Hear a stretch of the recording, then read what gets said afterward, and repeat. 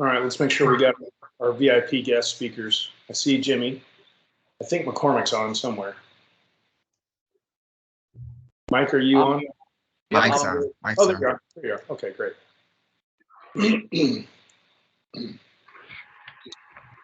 And for everybody that didn't know, today is Gary Wade's birthday. He's 26. Happy birthday, Gary. Appreciate it. Thank you, sir.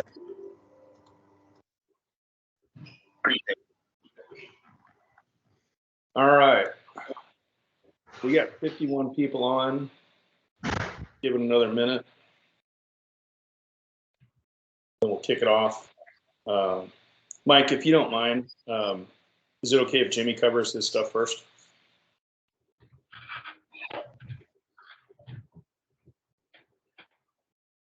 Yes, I don't care. Go ahead. Okay, thank you. Yeah.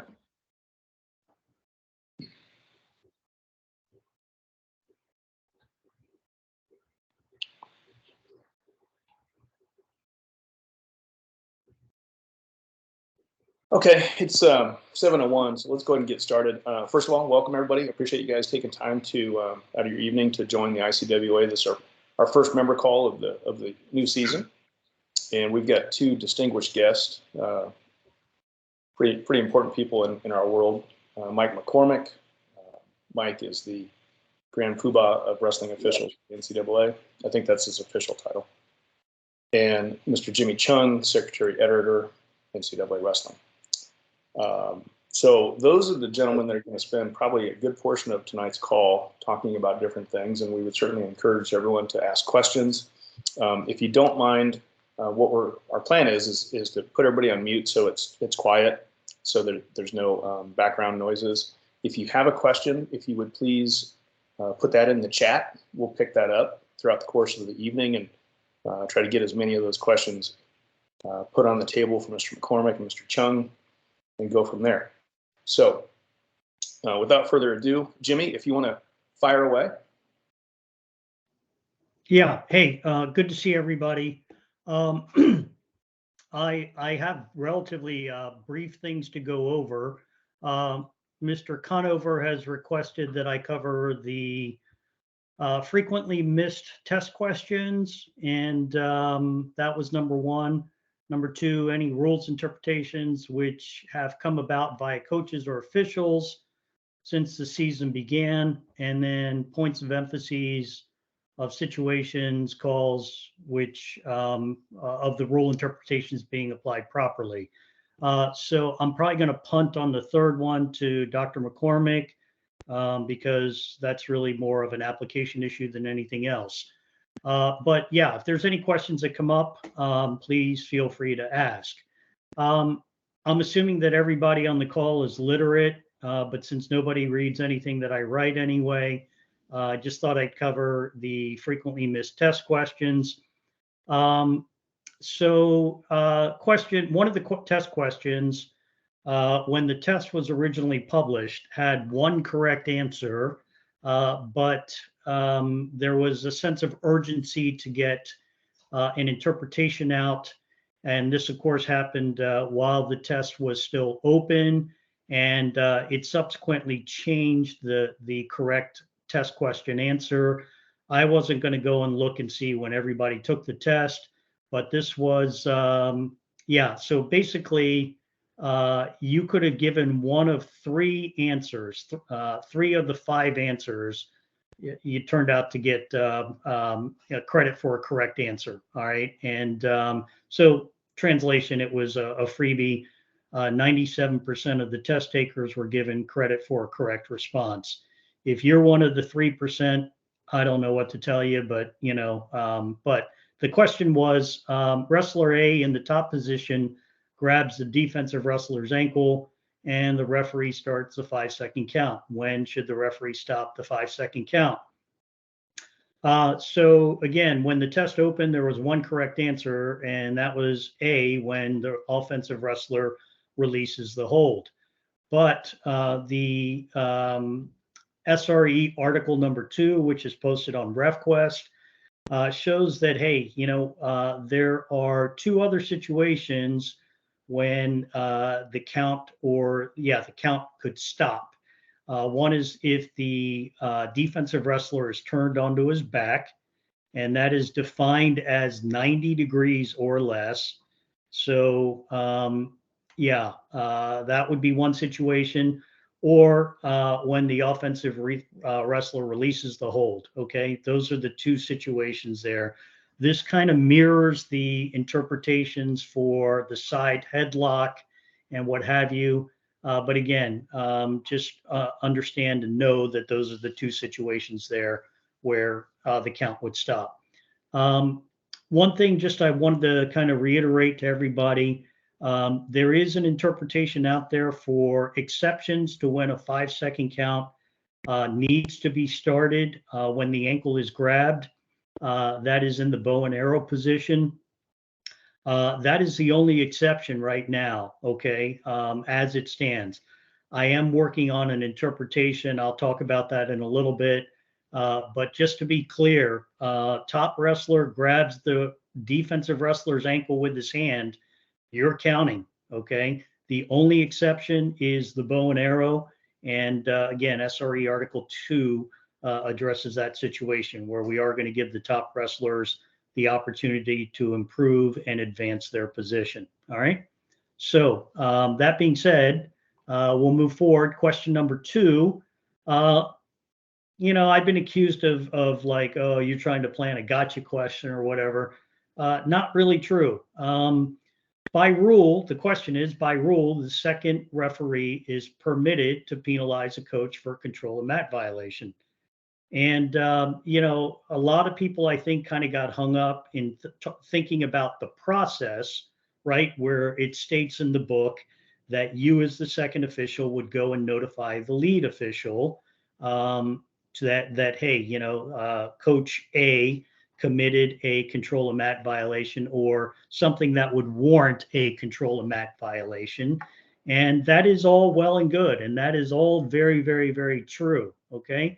However, in Rule 7, Article 5, Section 5, Article 6, it specifically states that 7.5.4, the second referee has the same mobility and authority as the referee.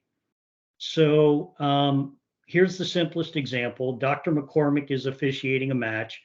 I'm his second official, and I'm mirroring him. Okay, I'm 180 degrees out from him. And they go, and let's just say there's an out of bounds situation. So Dr. McCormick stops the action, blows the whistle, and they're walking back to the center of the mat.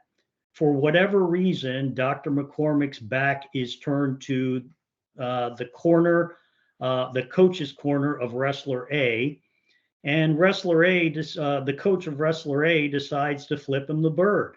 Okay, I'm not saying that anybody would be dumb enough to do that, but okay, play along. He flips him the bird. Now, I have one of two choices as the second official. I can then go to Dr. McCormick and say, hey, Mike, this guy just flipped you off, okay? Or I can immediately take action, right, as the second official. Here's the thing. I don't think either way is wrong, but I want to reiterate to everybody that per the rules, as the second official, you have the same mobility and the same authority as the lead official. I would argue that there are times when it is not only appropriate, but far more effective when you as the second official, go ahead and penalize accordingly, okay? You can penalize the coach for control of mat or unsportsmanlike conduct or whatever it is you want, and then go tell Dr. McCormick, right? What's the difference? The end result, what do you think Dr. McCormick's going to say? Oh, well, that was, he's on the spectrum, we're going to let it go. No, that's not acceptable, all right? Similarly, okay, if Dr. McCormick is caught out of position, and I know that's a big stretch for all of you that are, listening in right now, because Dr. McCormick is never out of position, but hypothetically, let's just say that he was, okay? And let's just say there's a near fall count or near fall situation that's occurring. As the second official, okay, I have the same mobility and authority. I should be starting a count. Okay. Now, I'm not suggesting that it's to show him up or whatever, but the objective that we have with two officials is to get the call correct. Okay. So after the fact, if I go and I tell him, hey, Mike, listen, I had a count of two by the time you got over there, that would certainly be appropriate and the right thing to do. Okay, so again, I was coordinator of the ACC for 10 years. The number one complaint that I used to get about second officials is they just stand there and they don't do anything. Okay, well, let's debunk that myth. Okay, because per the rule book, you have the same mobility and the same authority to do so. Okay, so any questions on that? I'm all for active second officials, and I think you can be active and engaged in a manner that is not showing up the lead official by any means, because that's a different story there. But any questions on that, folks? All right, moving on. The third question that was most frequently missed was missed by 47%, so almost half. And it says that, hey, coaches can no longer be penalized for control of mat violation on video review challenges. Well, that's partially true. Okay. So one of the rule changes this year is that if a coach throws a brick too late, not only would he lose the challenge, but he would also be penalized for control of mat. All right. That is not the case this year. This year, the coach would simply lose his control of mat, his challenge. Okay. However, if you read on in the rule, Rule 3-13.9I states that a coach who challenges a previously made ruling or initiates a video review challenge when the team's allotment of challenges has been exhausted is considered to be intentionally delaying the match and is to be penalized with a control of mat violation. So again, maybe I was just kind of testing how far you guys would read, but the long story short, yeah, the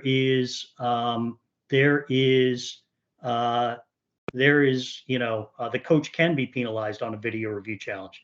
Now, one thing that I also kind of want to reiterate with the video review challenge, and Mike posted the flow chart on RefQuest. Okay, it shows you the different sequences and the different paths for those of you that are visual learners. You just follow the arrows because one of those things needs to happen. Okay, and if a coach or if you and your second official initiate a referee's video review, okay, remember that this year you are looking at the entire sequence. All right, and therefore, if a coach were to challenge anything after you did the referee's review, that would be a control of mat violation because you already looked at the entire sequence. Okay. And so a coach cannot challenge something that's already been reviewed. All right. So I know that's a little bit confusing, but understand that sequence accounts for everything. All right.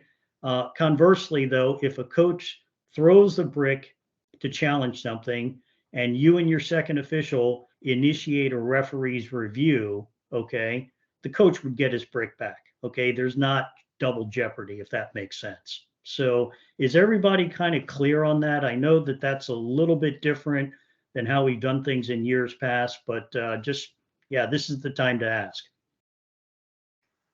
Jimmy? All right. Yes. The only caveat would be if there's a third-party reviewer, right? He could throw his Yes. brick after the two refs look at it. Correct. So yes, thank you. Yeah, if there is an independent reviewer, okay. So Dr. McCormick and I initiate a referee's review. We give the brick back to the coach that threw the brick, saying, "Hey, you can't challenge. This is our review." If there's an independent reviewer, yeah, at that point, it's not the option to go to the independent reviewer. The coach has to go to the independent reviewer. Okay. So understand that the interpretation, what was driving a large part of that is I wanted to force the coaches to commit. Okay. None of this wait around and see. None of this like, hey, you're going to look at that, right? And trying to get a freebie, right? No, we're forcing the coaches to commit by throwing the brick. Okay. However, it's not, a contest to see how fast we can get rid of, we can, take a coach's challenge away. That is not the intent of the rule. Okay. So I think this will be, interesting to see how this plays out. But I do think that the sequence is a big improvement to the entire process there. All right. Any questions so far? All right, we must have the scholar athletes on this call here, so we're just rolling. All right. Question number 4 that was missed. Wrestler A fails to report to the mat for their first match of a tournament within 5 minutes after their name's been called on the PA system. The coach of Wrestler A says they didn't hear it, but he's now ready to wrestle. Well, everybody knows that Wrestler A loses their first match by forfeit, okay? However, everybody, well, let's just put it this way, 37% of the people out there thought, well, he just goes back to the consolation rounds, or depending on what part of the country you're from, the constellation rounds. But no, that is incorrect. He's eliminated from further competition. So again, this is one of those, like, hey, I didn't know, but I could see this happening, right? Especially with a lot of the early season tournaments. You could see a wrestler that fell asleep or whatever, was in the bathroom, doesn't get to the mat on time, right? And and then the coach may ask you as the official, hey, he could still wrestle. No, he's not. He's done. Okay. So just keep that in mind.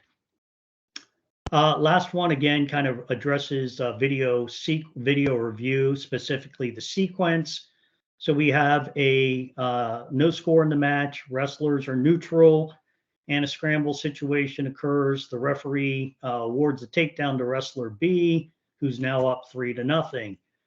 Right afterwards, wrestler A secures a reversal, and that's now 3-2. So the coach of wrestler A throws the brick to question the initial takedown, and after review, the officials overturned the initial takedown call awarded to wrestler B. What correction, if any, should follow? Okay. So please keep in mind that with the sequence, we're trying to account for as much, if not all, of the wrestling that occurred on the mat. Okay. That is not to say that dead time is dead. Dead time still exists. However, in this case, right, if you were to change the initial takedown that was awarded, that would make it 0-0 again. And wrestler A in this scenario, who ends up in control because they were neutral, would now not have 2 points for a reversal, but 3 points for a takedown.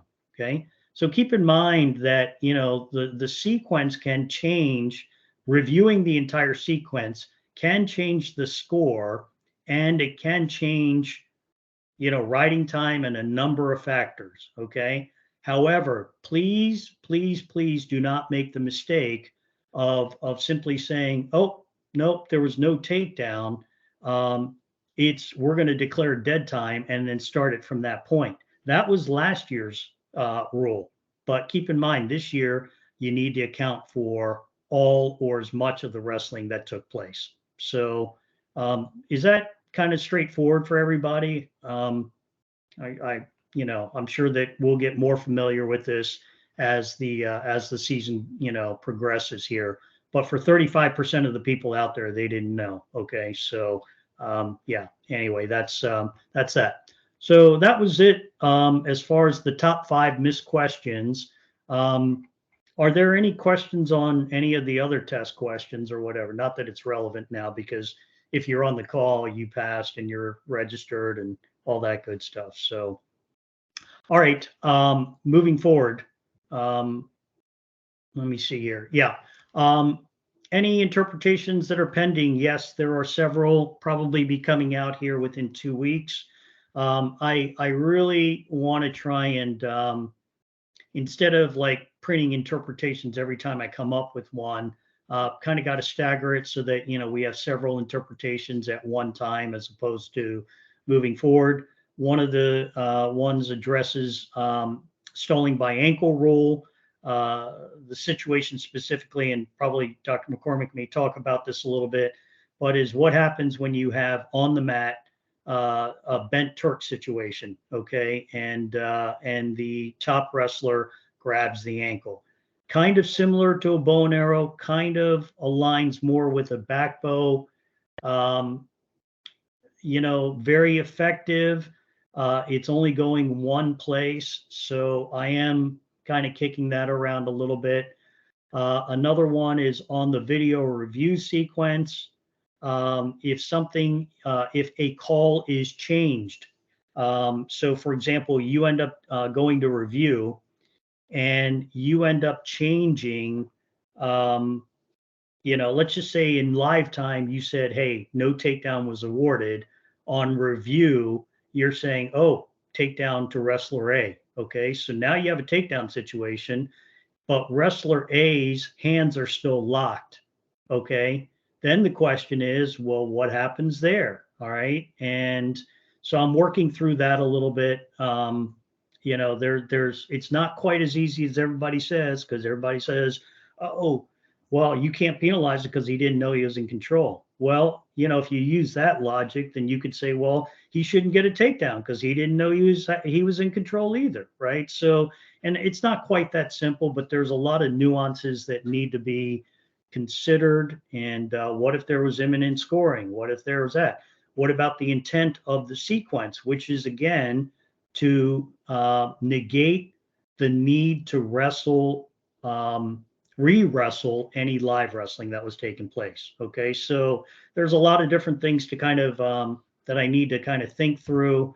I have been talking to different folks to get some input, watching a lot of wrestling, and again, I think I'm pretty close, but it's kind of like a fine wine, man. It's not going to be released until it's ready. Okay, and that's just the simplest way I could put it to you. So, apologies for those of you that don't understand that analogy, but maybe the ICWA could have a wine tasting at next year's conference to bring some culture to the group. So anyway, that was just a suggestion, and no offense to those of you that don't drink wine, but yeah, just a free piece of advice. Generally speaking, the twist tops are not really good wines. Just free piece of advice. And if you have to use a bottle opener, that's not a good thing either. So anyway, moving forward, points of emphasis, situations, calls.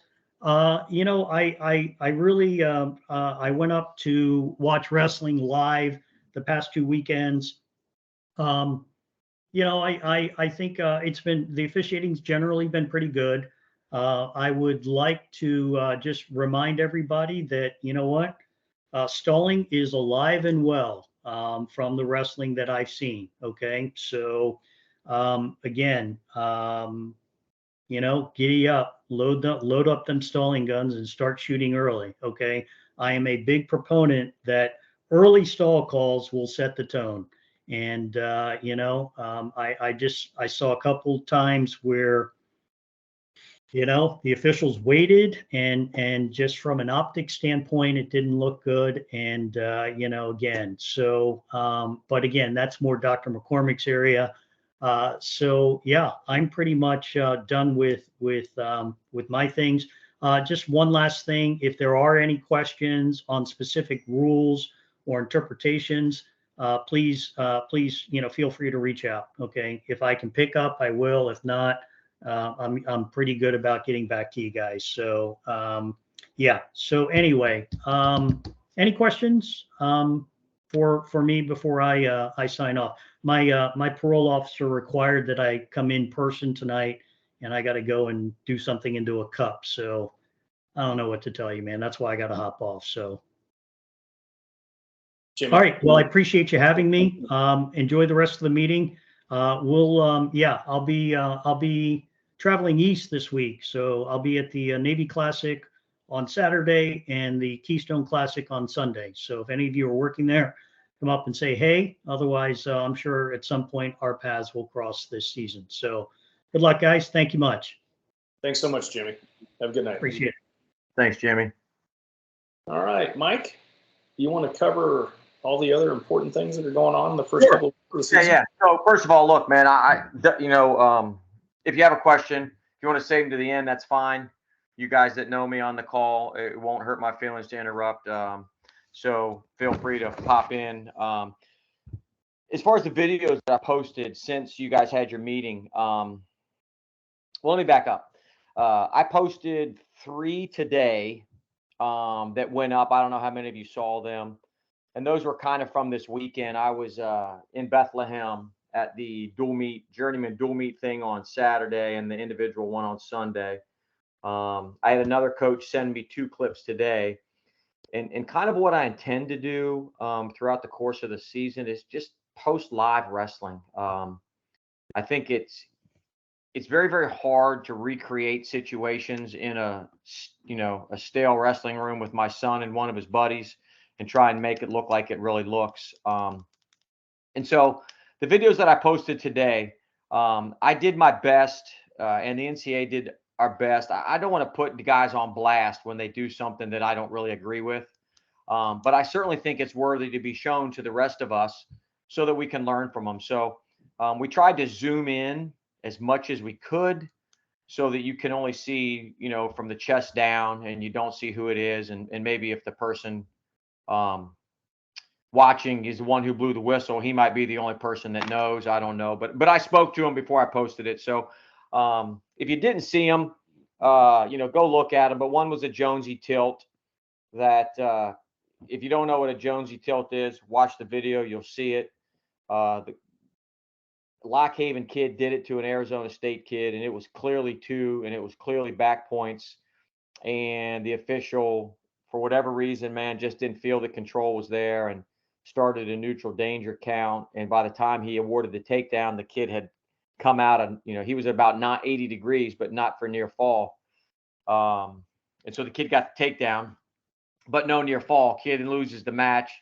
Lock Haven loses the dual meet by a point or 2. So, those things have ramifications, and I know it's early season, but I think everyone should recognize what the hell a Jonesy tilt is and that it's control. So that's why I put it on there. The other one was a perfectly executed no call by Jason Rivera on automatic kick out. And the West Point coach was screaming, and literally screaming. That's how I watched it, because I heard him yelling. I turned my head and saw the whole thing, that it's an automatic stall call. And it certainly is not an automatic stall call unless the West Point kid left the wrestling area, which he did not. He backed up, allowed the Lock Haven wrestler to come back on the mat, and wrestling ensued. And so just so you guys on the call understand, if you haven't seen it yet, when you go look at it, if the West Point wrestler had left the wrestling area 100% and followed the Lock Haven kid out, it's an automatic stall call. No judgment, no complaints. Lock Haven coach couldn't say a damn thing. But the West Point kid didn't follow him out, so that wasn't the case. So that was a really good example. I don't often see those. You usually see them where he follows him out and the stall call happens, but I haven't seen too many where the kid, for whatever reason, man, just brain farts and doesn't follow him out. So, anyways, that was a good example. And then I showed another one where, of course, in preseason tournaments, sadly, we don't have assistants in a lot of these cases. And the one wrestler shot on the other wrestler, and the guy that was underneath, the guy that was on top sprawling, reached out, grabbed the knee and pulled it out. Clearly, could have been called illegal, maybe should have been called illegal. Certainly, if there was an assistant, I feel like there would have been a potentially dangerous call. And I just coincidentally happened to be on the edge of that mat watching it when it happened. Roger Reyna, who's the coach, sent it to me yesterday morning, and he wasn't mat side, but I guess he went back and looked at the tape. So I saw it happen live, and the kid tore his MCL and he's done for the season. So that's unfortunate. I think we need to just be cognizant of those situations and be quick to call potentially dangerous if the kid pulls it out. I got 2 more clips today from a Big Ten coach that I plan to put up as soon as I can. One addresses baiting, and again, you don't see that often in college. Certainly see it in high school, but there was a rear standing position. The kid's hands were locked, and the kid from the front dropped right to his knee and went like this. Stood up, dropped right to his knee, and went like that, like 3 times. And the ref, who I don't know, who I'm going to get out of the picture, called locked hands. Like, that's the definition of baiting, and when you guys see it, I'm going to put it up. You will be like, holy shit, the guy called locked hands. It is absolutely the best example of baiting I've ever seen in 34 years of officiating. So in that instance, I think if you're the ref, you blow the whistle and say, hey, don't do that again, or I'm going to call you for baiting. I don't know that I would ever call baiting the first time, but certainly let the kid know you're getting ready to ring him up. And the other situation that I'm going to put up when you guys see it, hopefully I'll get it up this week, is a Peterson. Kid did a Peterson, had the other kid on his back. The ref was calling near fall for the kid that was in the Peterson, not that did the Peterson. Period ended. He gave 4 near fall to the guy that was on his back in a Peterson instead of 2 reversal plus near fall. So again, I think most people on this call recognize what a Peterson is and the position that it shows. But needless to say, I'm going to put the clip up just because I think it's fair to do so. So those are the videos that are live that I've posted. I posted a couple that about the ankle lace, and I don't know about you guys, but I was at the Hokie Open 2 weeks ago, watched a ton of wrestling, and then, like I said, was in Bethlehem this past weekend, watched 14 hours of wrestling in 2 days. I maybe saw 2 or 3 times where the guy had the ankle laced on top. I know Jimmy referred to stalling. And do I think it got called as much as it should have? Probably not, but I saw it get called more than it was. Circle back to the ankle lace. Just haven't seen too many, where they rode an ankle for more than 10 seconds or so. But what I have seen, especially this past weekend, was the Blair ride is coming back. I don't know if you guys all know what the Blair ride is. It's basically when you get an inside bar on one side and come way out to the front, and either a half on the other side or an underhook, but the offensive man is at 90 degrees and way in front of the hips, but just a stall ride, unless he's working for a fall, which I watched one match where it was 3-0 at the end of the first period, and there was 2 minutes and 49 seconds of riding time. And after the match, I asked the ref why he didn't call stall, and he said because he didn't think it was a stall ride. And I said to him, that's a stall ride. In 3 minutes, if the sumbitch don't get back points, that's a stall ride. So the committee, and I know you've heard this ad nauseum, right? For those of you that attended the ICWA, I know you heard it. I know you've heard it from your commissioners and your signers that the rules committee wants us to hold the offensive wrestler more accountable in working for a fall and not just riding. I saw lots of times this weekend where the guy on top got banged, and that, kind of made me happy. Maybe it was just pure coincidence in the matches I watched, but don't be afraid to call stalling on top. I saw once this weekend where a guy had double boots on and they called the bottom guy for stalling. I don't know if you've ever been in a wrestling mat with double boots on, but you can't turn a guy with double boots on. You have to take one out. And, so if the guy has double boots on, I'm certainly not looking at the bottom guy for stalling. It's all he can do to breathe and not crap his pants when the guy arches his back. So, in those positions, don't look for the top guy in double boots. Don't look for the bottom guy in double boots. I would maybe one quick stalemate and warn the top guy. But the Blair ride is something that I just saw a ton of this weekend that I hadn't seen much of in the last couple of years. So I'm going to try and get a video out on that. I'm going to try and get a clip from this past weekend that shows it live, as opposed to, again, me just trying to recreate it in the room. Jimmy mentioned the back bow.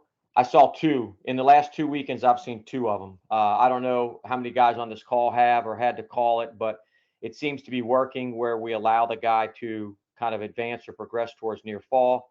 I was on a call with the NCAA Rules Committee yesterday, and I asked every coach on there, and they said crickets. They haven't heard anything, so it must be working. The two situations that have come up since the season started that I'm trying to convince Jimmy to allow us to use the same application because there's so many commonalities in the kind of parallel position, but would be a Turk. If I get you in a Turk, basically the only thing you can do is crawl out of it, right? There's not much you can do. And lots of guys, as you're crawling out, will reach back, get the shoelaces of the leg, bend it so you can do what's called a bent leg Turk. That's what we call it out east anyways. And I haven't seen it yet this year. I certainly see it a lot. And so I personally feel like we should be able to use the same language as we do in a back bow or a bow and arrow, where as long as they're advancing or progressing, we do not have to start a count. So Jimmy is mulling over that. That's one of the situations he referred to. The other one is what out east, again, we call a safe leg. And it's like a figure four. If I got a boot on your right leg, and instead of having a boot a leg in with my right leg, I have it in with my left leg from the inside out. And then my left shoelaces are over my right knee, at the bend of my right knee. And so we call that a safe leg. But same position. If you have a safe leg on, lots of times you'll reach back and grab that ankle, and it's like a back bow, except you're not taking that step. You just have the safe leg on, back bow, frame the head, and try and take them over. Very, very similar to a back bow. Have yet to see one of those this year, but see them a lot during the course of the year. So that was another position that I'm hoping Jimmy will allow us to use the same language and leeway and a little bit of our judgment, which I'm grateful for. So I hope he kind of allows us to do the same thing. One thing I would ask, and I've probably gotten upwards of 60 videos in the first 2 weeks. If any of you guys see a particular clip, or you're either working an event and it happens to you, or you're watching it and it's where an official makes a great call, 50-50 call, but a hard call, or he does something really well, hard call, or it's something that maybe you don't agree with, send it to me. I want to put them online. I think that's just a better way for us to learn, again, than trying to recreate those positions in a wrestling room with two kids who don't have the intensity of two guys really kind of competing for real. Those are kind of the situations that to me so far are important. I just think I've watched a ton of wrestling, but I haven't seen too many things that get my attention other than what I've just spoken to you about. Stalling on top, it's hard. Look, I'm as guilty as anybody in my career of being a little lenient on stalling on top. But the rules committee wants us to call it. And I think, like Jimmy said, if we kind of hit them a little sooner than later and set the tone, they're going to have to wrestle. So that's that. Any questions to the stuff I just spoke about? Anybody? Any situations or trends that you guys have seen that maybe you're not sure on how to interpret it or apply a mechanic?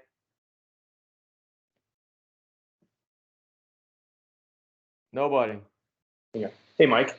I know that we've talked about this on some other calls, but I think it may be referred to as the Big Ten ride, where they're just sitting on the ankle.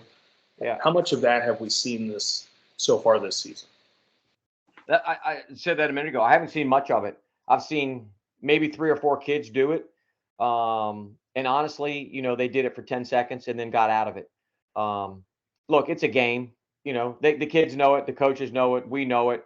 They do it for 10, 12 seconds to change off and do something else and then go back to it.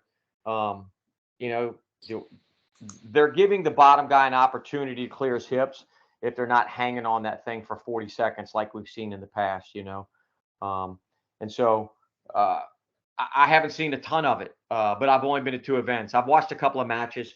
I watched the Tech Ohio State match last week on Friday, and I don't think I saw it one time.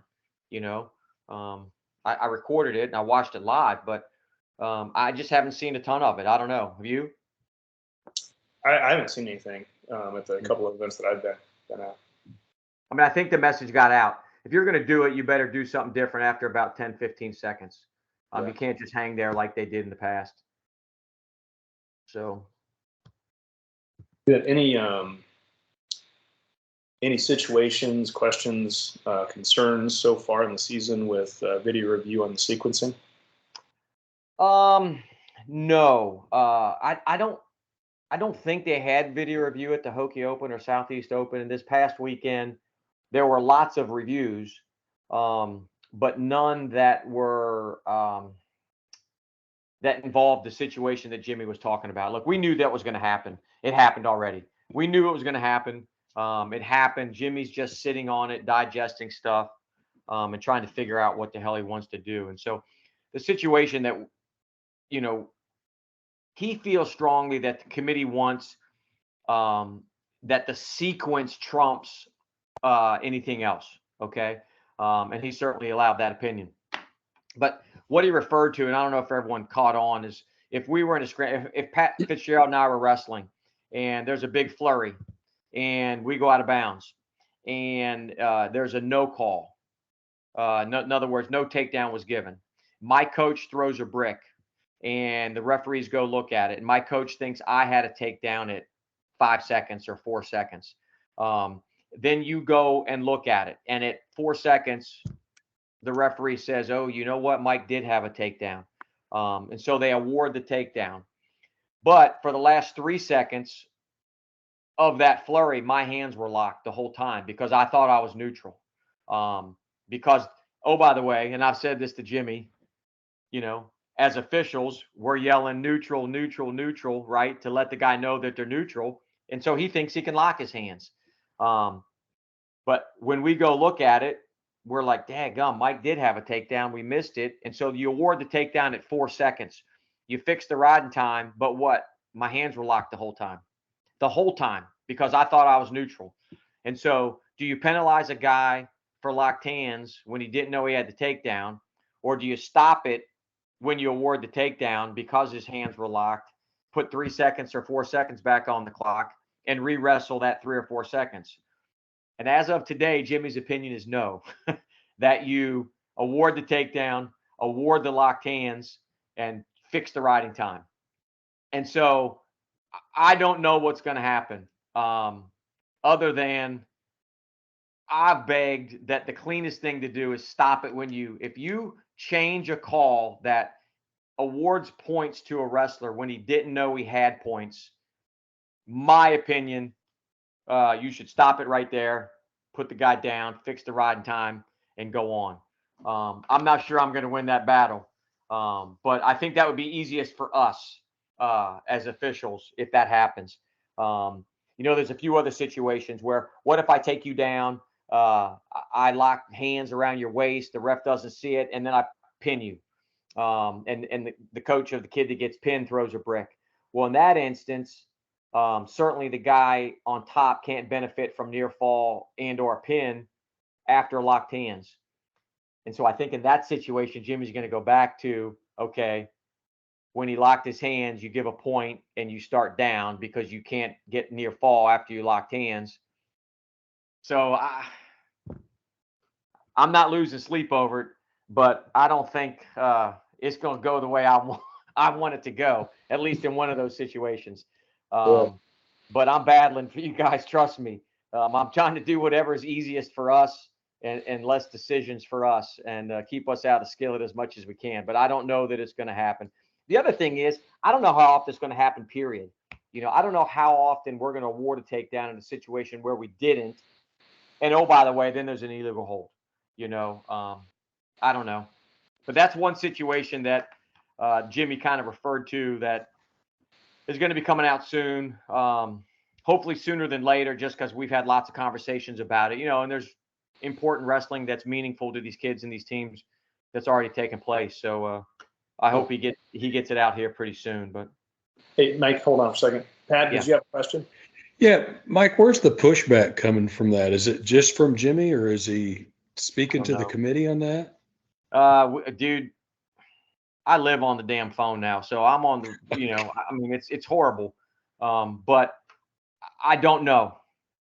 I don't know. I think it's that the sequence is trumping the fact that a kid can benefit from locked hands if a kid that didn't score can benefit from scoring, or didn't think he scored can get a 3-point takedown. So I don't know. I can tell you this, that every time I talk to him, I tell him how I feel. For what it's worth. Good. For what it's worth. Good. Had a call last night, told him. And I would have told him again tonight, but he got off the call. So, Well, anyways, Mike, you yeah. and Jimmy are doing a really good job of getting information out to everybody. The videos that you're putting out are great, and we're only 2 weeks into the season. So I would certainly encourage everybody on this call to, routinely look at CenterMap, or I'm sorry, not CenterMap, but RefQuest, because there's content that seems to be showing up every week, and it's really good. It's very well thought, and I can tell you firsthand that I know there's a ton of dialogue that's going on between Jimmy and Mike and a lot of other, key assigners around the country that are really knowledgeable about everything. And so it's great. I mean, I don't think I've seen this level of collaboration at that level in years, which is A, refreshing, and B, wonderful. Yeah, well, I've known Jimmy for 30 years. We refereed together way back when, but it has to be a symbiotic relationship. And look, Jimmy's been wonderful. And I talk to him probably 6 days a week, more than once. So, he's not doing things for the most part without asking for my input and what I think and how it would affect the officials, to his credit. And I'm certainly not afraid to tell him how I feel when it comes to what I think and how it will affect us. So yeah, I'm going to continue to put videos up, man. And look, most of the guys on this call I know that or are my friends. And so or I've refereed with in the skillet before. I don't intend to put guys on blast when I post videos. But I think we learn better when we see it from live actual wrestling where, everything's amped up, man. And, I always say everything's good till it ain't. And sadly, that's the truth in our world. And so if I put a video up, don't be offended. And I'm going to do my best to get your, from here up out of it so no one knows it's you. But if there's a situation like the knee pulling out that I put up today, man, I mean, that shouldn't happen, guys. I mean, we are better than that, and sadly, the kid's season is over because he tore his MCL, So, don't get offended. I'm sorry if I throw something up. Most likely, I'm going to call you and give you a heads up first. Hey, but yeah, if you see stuff, please send it to me. Please send it to me. Mike, do you want to use the email address that's on RefQuest for you to send those to you? Oh, my other one. Yeah. Okay. I'm not, when I got this job, the NCAA made me get a Gmail email, and it's a nightmare because I don't know how to do that shit like I do my other one. So you're welcome to send it to my work address, which most of you have. Just Mike.McCormick@caring4kids.com. You're welcome to send it to that one, but you can send it to both. I don't care. My cell phone is in the book too. You're welcome to text me. I've gotten 3 or 4 video clips via text from coaches and officials as well. So yeah, feel free to contact me. For those of you that don't know, I'm a dentist. So if I don't get back to you before the end of the day, sorry, I'm got my hands in somebody's mouth, but yeah. Any other questions? Mike, I got a question for you. Can you give us some guidance with regards to the top man stalling and building a consistent criteria in regards to the ride time? So some strategies, man. Look, I would love to tell you that I'm an expert, but I'm just simply not. These kids are, especially at the highest levels, are just really freaking good. They're being coached really well on how to get away with stalling on top and make it look like they're trying to turn a guy when they're really not. And that's the game, And so I know I said it earlier, but we just can't allow guys to stay in the same position and not break a guy down for more than 12, 15 seconds, in my opinion. The rules committee hasn't given me a specific number, And I know last year when Chuck put out that interpretation in January about you don't have to turn a guy, you just got to ride him. Most of our jaws hit the floor because we knew what that meant. We knew guys could lace an ankle and ride it for 40 seconds and not do a damn thing. And the way the rules were written or interpreted, at least, we had no recourse. And so I think the coaches are well aware that the rules committee wants us to be a little more aggressive on top. And so I think if we do it, all we can say is, hey, that's what we've been instructed to do. Look, I got broad shoulders. I'll take the heat. I've gotten some phone calls already, and that's okay. But I think if, a kid's not breaking a guy down off of his base, meaning knees and hands, when he's in the same position for 15 seconds, if he ain't changing up, something ain't working. He needs to try something else. And so I hate to put a quantitative number on something, but if he hasn't broken him down, he needs to change up and try something different. I saw a guy, I think on Saturday, who grabbed the ankle with a boot, and the ref got to a 4 count. He let go and went up top, and then within 2 seconds went back down to the ankle and got to a 4 count once more. And I thought the ref was going to hit him for traditional stalling or gaming, but the kid then let go, took the boot out, and broke him down. So it didn't make any difference. But I think action creates action. So if the top guy is moving and not kind of statically in one position for a long, long time, gives the bottom guy time to to build a base, raise his hips or clear his hips and create space. So I don't know if it helps or hurts, Don. But the more you watch wrestling, the more you kind of figure it out, man. The good kid, the really, really good kids are trying to pin kids and turn them. The next level of kids is good, but they're really damn good at stalling on top. And in our challenge is to try and figure out what it is. And so, I mean, flip side of that is I'm glad they didn't make the rule about no ride time without a near fall. If you ride a guy what if you get 5 1 counts and you ride a guy for 3 minutes?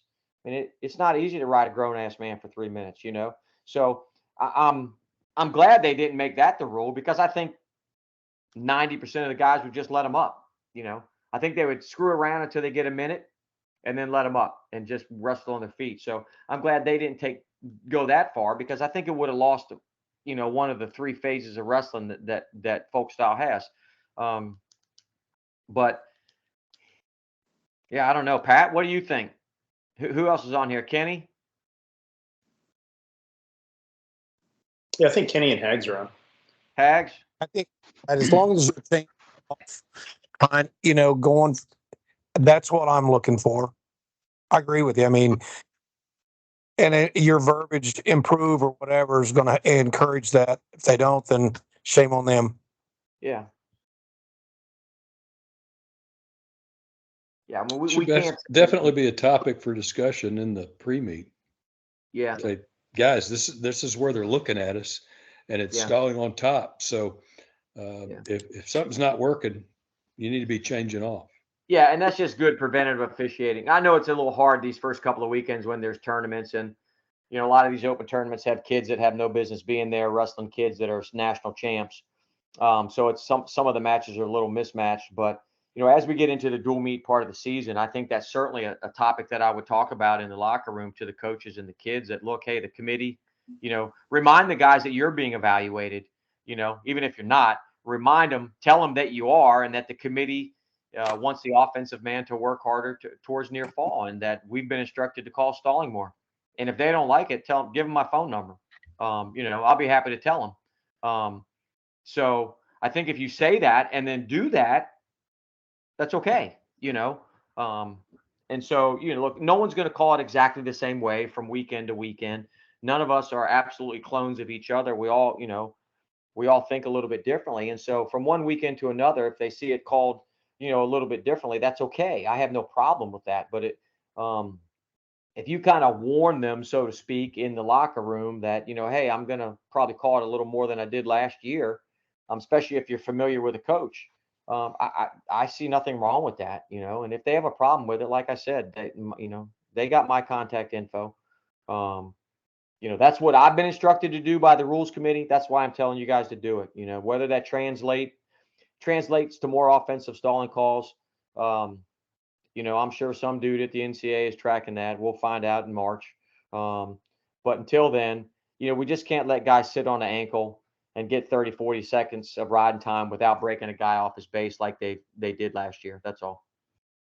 And so the onus is on us, man. Look, the hard part is for not me anymore. You guys, you are the guys who have to, make that hard decision and ring a guy up, not me. And sometimes it's the correct call, may not always be the popular call, depending on where you are, but lots of times it is the correct call. So you just got to take, get the courage and do it. If you're thinking the guy's stalling, he's probably stalling. Okay. Hey, Mike, we got about 4 minutes before we're going to get cut off. Kenny, Hags, I know you guys are on the call. Did you have anything situational that you wanted to ask Mike or cover? No, I'm totally good. My only thought is that I've seen 2 tournaments. I haven't seen guys working out a character like an over aggressive attitude towards stall. But on the same side of the coin, I haven't seen a lot of coaches throwing fits like, hey, we were told that you're going to hit stalling more on top. I think it's been called appropriately up to this point. And I would say kudos to the guys that I've seen work over the course of the last 2 weeks. Yeah, I kind of feel the same way. I haven't seen it called where I'm like, what the hell why is he doing that? But I've seen it called where I'm like, yeah, damn, that guy's stalling. The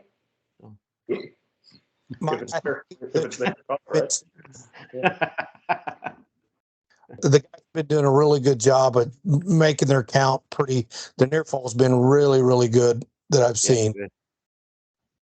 Yeah, I've seen a couple 3-point near falls, which is kind of weird, but again, who cares? It's just something else we got to keep track of. Right. So here's the big question. How many on this call have called a takedown for 2 instead of 3?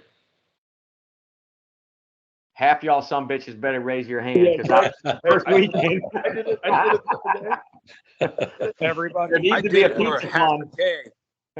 Yeah, that's a big behavior change, man. And literally, I did 2 takedowns for half a day. Damn. I saw much less of it the second weekend than I did the first weekend. Hang on. Somebody's got a question, I think. Hang on. Yeah. Oh, Brad Picker. Brad. I think he was just raising his hand to say that he'd okay. put up 2. So all right. Well, Brad, join the rest of us. Brad, if you got a question, hit me up on chat. Hey, Mike, can I come up quick to you? The coaches was asking me the starting if the on his knees. I can't. Anyone hear what he said? I'm sorry. No. Hey, Kenny, you're breaking up. Okay. If we're in his position at top, the bottom guy gets to his feet, there's not a count. Correct? Correct. There's not an automatic count. You can still call traditional stalling, but there's not an automatic count. But if we're in the rear standing position and it comes to that position, because they know it's not a count, it's just Sorry, Kenny. I'm getting every 5th word, man. somebody's there's some background noise, but I'm saying in the rear standing, if the guy drops to that position, knowing there's not a count, are we going just traditional? Since there's not a count, are we going to count there? Yeah, for sure. If we're in rear standing and I drop to your leg immediately without you kind of hipping it, 180 and then coming into me, then yeah, absolutely you can call traditional stalling if he doesn't return to the mat or at least create a scramble or something. But that wouldn't you couldn't justify a count there since that's the interpretation, correct? You could. There's not an immediate count. Yeah. Funny the situation, the Angel Penn State Iowa match from last year that we kind of shared on the clips earlier this year. I thought maybe in a situation like that, if he can't advance, you might hit quick stalemate and then put him down. But Jimmy didn't like it. He said call traditional stalling. I don't think that Starachi was stalling. I think that he got to 4 seconds and realized he wasn't going to return the guy to the mat and just said, screw it, I'll take my stall call because I can. Had that not been the case, he might have kept wrestling. Who knows? He might not have sat back on his haunches. So I've only seen that once this year. I saw it Sunday. I saw it Saturday where the offensive man ended up on his knees with the leg, and the defensive man was on his feet, and there was not a count, and the period ended. And so there was no count and there was no anything because it was only like 3 seconds. But the defensive man, had he put a knee down or put a hand down, the count would start, right? But he didn't. He stood straight up. So, I don't know how often we're going to see that. But yes, you absolutely may call a traditional stall if he doesn't improve. Hey, Mike, I think we're getting close to being on borrowed time here. Okay. So rather than get into any additional dialogue, and it's been great. Thank you so much. Yeah, absolutely. To both you and Jimmy. We'll look forward to doing this again in about a month. We'll get that sent out to everybody once we get a date nailed down. I want to thank everybody for taking time to join us this evening. I know that we've got a couple things going on at the ICWA level that we had hoped to cover tonight. Unfortunately, we're going to run out of time. And so we'll probably get Dan, it's not going to cut us off, Dan, if we need to take good. But we've good. got Okay. the time. Okay. So if you need 5 more minutes, we can keep it Okay, going. cool. Because I got the warning about 5 minutes ago, and I was like, oh crap. No, it won't shut us off. Okay, perfect. So let me retract. So I know we've got a couple things going on at the ICWA level that I know a couple of our board members would like to cover with the folks here on the call this evening briefly. So Eric, if you want to start off and let the group know how we're doing with our newbies group. Am I good, Dan, to go? Yes, sir. Yeah, thanks so much, Mike. All right, guys. Yeah, good luck this weekend. If you have any problems, just reach out to me. Thanks. Thanks. See you. So yeah, as Dan mentioned, we have a new officials program. It's geared for officials 2 years or less as college officials. We identified a bunch of these individuals back at the ICWA clinic, and we identified 23 there, and we're still, taking volunteers if anybody would like to join. Of those 23, we've been in communication with them. The goal is 100% retention of those 23 for next year to sign back up again and, kind of make it constant contact with them, trying to keep in touch, see how their seasons are going, give them opportunities when we can. I took one of them with me to a wrestle off that I did. He got to blow the whistle on a few matches, did a really nice job. We're also partnering with the MSWA, which is Angel and Gary Berkowitz's group out there. They are doing beginner official calls as well. So we already partnered up with them on one of those. Our guys attended their call. We're going to host one, and we're going to invite their beginner officials. So it's a good group. Like I said, 23 guys that are all kind of in it together as new officials, and one lady as well. So not all guys, but we are excited to have them and hope for 100% retention with them for next year. But yeah, it's going well. And if anybody on this call maybe didn't get the initial sign up and wants to reach out, we are happy to add to that group of 23 and keep in touch with them throughout the season. So feel free to email me if you'd like to be a part of that group, and we go over kind of beginner officiating topics and then share kind of lessons learned and stuff like that. So my email, you guys, most of you have it, and feel free to reach out. Hey, I mean, this is a great program, and this is something we had talked about right before the season started, and there's so much knowledge within the ICWA and our sister associations like the MSWA, and to have people like Eric and people of that ilk take time to help, mentor our newer officials, take advantage of it. If you're not part of the program, I'd certainly encourage you to reach out to Eric and be a part of it. You know, you're going to learn a lot more than just being out there on your own. And I know they've got a lot of really good stuff that they want to cover this year. And it's also, Eric, a pretty safe environment for people to ask questions. So, you know. Absolutely. It's an environment where, in a setting like this with, a lot of veteran officials, you might not be willing to ask a question, but, in a room of 25 other beginners, there's, no dumb questions, and we're here to, make everyone feel welcome and hopefully want to come back and do it again next year. So that's the goal. Oh, that's awesome. Great. Thank you so much, Eric, for covering that for us. Yep. Don, you want to cover some stuff at the board level for us? Yeah. So for those of you that were at the annual ICWA meeting, we had made some adjustments to the bylaws, which added 2 new positions, at-large positions, giving representation to the East and the West. Many of you received an email from Eric that we've called for nominations. The nominations have been selected for both the East and the West. The East is Matt Sorchinsky and Kevin Linich, and the West is Chris Betnitsky and Fred Majerison. So with their, they'll be getting us their vision statements, and then once we have those, we'll put those up for election for those 2 positions. So be looking for an email from Eric over the next couple days, and we'll hold a vote and complete our board and its representation with those new positions. So it's kind of the update from our board. Great. Thanks, Don. Anybody have any questions related to what Jimmy or Mike covered or what Eric or Don covered? Feel free to go ahead and ask those now. Raise your hand. All right.